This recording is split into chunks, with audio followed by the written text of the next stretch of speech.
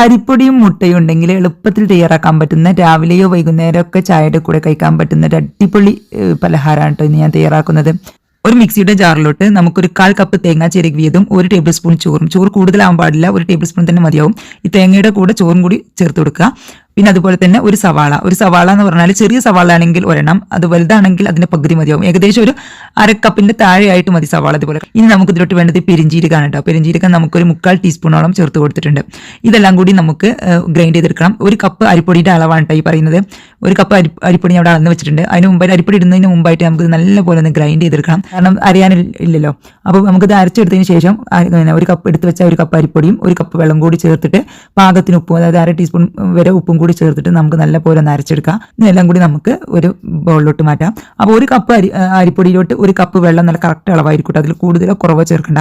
അപ്പോൾ ഈ ഒരു അളവിലാണ്, ഈ ഒരു കൺസിസ്റ്റൻസിയിലാണ് നമുക്ക് മാവ് വേണ്ടത് കേട്ടോ. ഇനി നമുക്ക് ഇതിലോട്ട് വേണ്ടത് മുട്ടയാണ്. മുട്ട ഇല്ലെങ്കിൽ മുട്ടക്ക് പകരമായിട്ട് നമുക്ക് വെജിറ്റബിൾസ് ഇട്ടിട്ടും മസാല തയ്യാറാക്കാം, അല്ലെങ്കിൽ ചിക്കൻ ഇട്ടിട്ട് തയ്യാറാക്കാം, ബീഫ് ഉണ്ടെങ്കിൽ ബീഫ് വേവിച്ചിട്ട് അത് ഇട്ടിട്ടും തയ്യാറാക്കാം. അതൊക്കെ നമ്മുടെ ഓരോരുത്തരുടെ ഇഷ്ടത്തിനനുസരിച്ച് ചെയ്യാട്ടോ. വെളിച്ചെണ്ണ ഒഴിച്ച് ചൂടാവുന്ന സമയത്ത് ഒരു മീഡിയം സൈസിലുള്ള സവാള ചെറുതായിട്ട് കട്ട് ചെയ്ത് ചേർത്തിട്ട് നമുക്കൊന്ന് വഴറ്റി കൊടുക്കാം. സവാള അത്യാവശ്യം വഴന്ന് വരുന്ന സമയത്ത് 1/2 ടീസ്പൂൺ ഇഞ്ചി പേസ്റ്റും അതുപോലെ തന്നെ വെളുത്തുള്ളിയുടെ പേസ്റ്റും 1/2 ടീസ്പൂൺ ചേർത്ത് കൊടുക്കുക. രണ്ടും കൂടി 1 ടീസ്പൂൺ ചേർത്തെടുത്താൽ മതി, കൂടുതൽ വേണ്ട. ഇനി നമുക്ക് ഇതിലോട്ട് മസാലപ്പൊടികൾ ആഡ് ചെയ്യാം. മല്ലിപ്പൊടി, മഞ്ഞൾപ്പൊടി, മുളക് പൊടി 1/2 ടീസ്പൂൺ വീതമാണ് ചേർത്ത് കൊടുത്തിട്ടുള്ളത്. പിന്നെ നമുക്ക് എരിവിന് ആവശ്യമായ കുരുമുളക് പൊടിയും കൂടി ചേർത്ത് കൊടുത്തിട്ടുണ്ട്. പിന്നെ കുറച്ച് ഗരം മസാല പൗഡറും കൂടി ചേർത്ത് കൊടുത്തിട്ട് നമുക്ക് നല്ലപോലെ ഒന്ന് വഴറ്റി കൊടുക്കാം. ഒരു 1/4 ടീസ്പൂൺ ഗരം മസാല പൗഡർ മതി കേട്ടോ. മുട്ടയാണെങ്കിൽ, ചിക്കൻ ആണെങ്കിൽ 1/2 ടീസ്പൂൺ ചേർത്ത് കൊടുക്കാം. അതിന് പച്ചമണം മാറിയതിന് ശേഷം ഒരു ചെറിയ തക്കാളി ചെറുതായിട്ട് കട്ട് ചെയ്തതും കൂടി ചേർത്ത് കൊടുത്തിട്ട് നമുക്കൊന്ന് അടച്ചു വെക്കാം. ഈ തക്കാളി പെട്ടെന്ന് ഉടഞ്ഞ് കിട്ടാൻ വേണ്ടിയിട്ട്. തക്കാളിയൊക്കെ നല്ലപോലെ ഉടഞ്ഞ് വന്നിട്ടുണ്ട്. നമുക്ക് ഇതിലോട്ട് കുറച്ച് കറിവേപ്പില കൂടി ചേർത്തിട്ട് തക്കാളി ജസ്റ്റ് ഇതുപോലെ ഉടച്ചെടുക്കട്ടോ. ഇനി നമുക്ക് അപ്പോൾ മുട്ട കട്ട് ചെയ്തതും കൂടി തോലൊക്കെ പൊളിച്ചിട്ട് ഞാൻ കട്ട് ചെയ്ത് വെച്ചിട്ടുണ്ട്, അതും കൂടി ഇതിലോട്ട് ഇട്ടിട്ട് ജസ്റ്റ് ഒന്ന് മിക്സ് ചെയ്തെടുത്താൽ മതി. ഇനി മല്ലിയില ഉണ്ടെങ്കിൽ മല്ലിയില കൂടി ചേർത്തിട്ട് നമുക്ക് ഫ്ലെയിം ഓഫ് ചെയ്യട്ടോ. അപ്പോൾ നമ്മൾ ഈ പലഹാരം സ്റ്റീം ചെയ്തെടുക്കണം കേട്ടോ. അതിന് വേണ്ടിയിട്ട് ഞാൻ ഇവിടെ വെള്ളം തിളക്കാനായിട്ട് വെച്ചിട്ടുണ്ട്. നമ്മൾ സ്റ്റീമർ അതിൻ്റെ മുകളിലോട്ട് വെച്ചെടുക്കാം.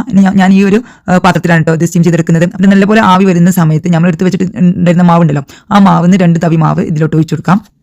ഒഴിച്ച് കൊടുത്തതിന് ശേഷം നമുക്ക് ഒരു 2 മിനിറ്റ് ഒന്ന് അടച്ചു വെക്കട്ടോ. അതൊന്ന് ജസ്റ്റ് ഒന്ന് സെറ്റായി വരാൻ വേണ്ടിയിട്ട് ഈ മാവ് നമുക്ക് ഒരു 2-3 മിനിറ്റ് ഒന്ന് അടച്ചു വെക്കാം. അതിനുശേഷം നമുക്ക് തുറന്നിട്ട് നമ്മുടെ ഫില്ലിങ് ഇതുപോലെ നിരത്തി കൊടുക്കാം, മൊത്തത്തിൽ നിരത്തി കൊടുക്കാം. ഫില്ലിങ് എല്ലാ ഭാഗത്തും എത്തുന്ന രീതിയിൽ മൊത്തത്തിൽ നിരത്തി കൊടുത്തതിന് ശേഷം നമുക്ക് ബാക്കിയുള്ള മാവ് ഇതിൻ്റെ മുകളിലോട്ട് ഒഴിച്ചു കൊടുക്കട്ടോ. മൊത്തത്തിൽ എല്ലാ ഭാഗത്തും ആവുന്ന രീതിയിൽ ബാക്കിയുള്ള മാവും കൂടി നമുക്ക് മൊത്തത്തിൽ ഒഴിച്ചു കൊടുത്തതിന് ശേഷം ബാക്കി വന്ന ഫില്ലിങ് നമുക്ക് ഇതിൻ്റെ മുകളിലോട്ട് ഒന്ന് ഇട്ട് കൊടുക്കുക കേട്ടോ.